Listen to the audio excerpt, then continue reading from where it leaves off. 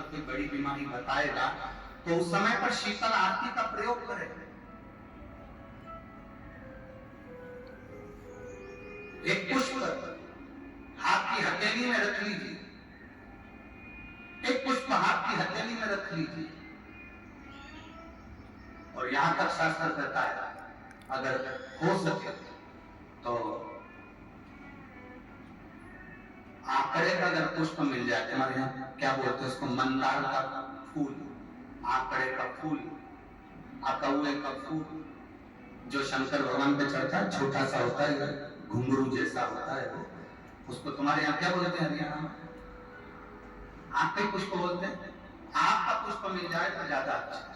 और उसमें चाहे सफेद हो, चाहे नीला हो, चाहे गुलाबी हो, जैसा भी हो, हाथ में रखने के बाद हाथ में एक लोटा जल,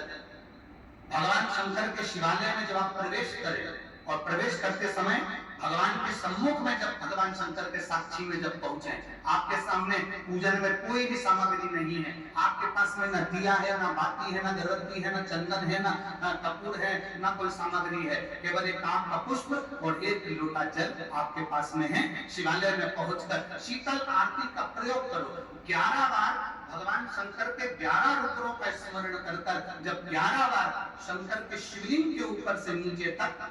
कलश को जब घुमाया जाता है, और घुमाने के बाद वो आग का जो पुष्प है वो अशोक सुंदरी वाली जगह पर समर्पित कर भगवान शंकर को जो जल चढ़ाया जाता है, जो जल समर्पित किया जाता है,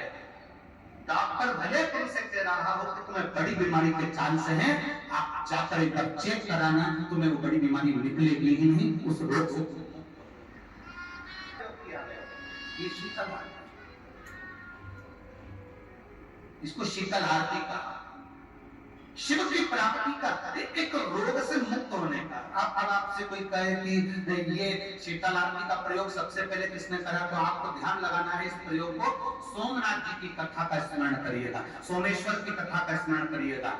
आप स्कंद पुराण में, शिव महापुराण में सोमनाथ जी की कथा का स्मरण करिएगा। चंद्रदेव को काया का रोग होगा, उनके शिवलिंग का निर्माण करो, और समुद्र का ही जल भगवान शंकर को उनके आनंद से आरती कर उनको चढ़ाने का प्रयास करो। और शिव ने ऐसी कृपा कर दी कि चंद्र के पास आकर भगवान शंकर ने कह दिया, चंद्र मैं तुझे वर देता हूँ, तेरा काया का रोग समाप्त होगा, ये मेरा वर है। दो चीजें बड़ा स्मरण में रखिएगा, एक वैशाख महीने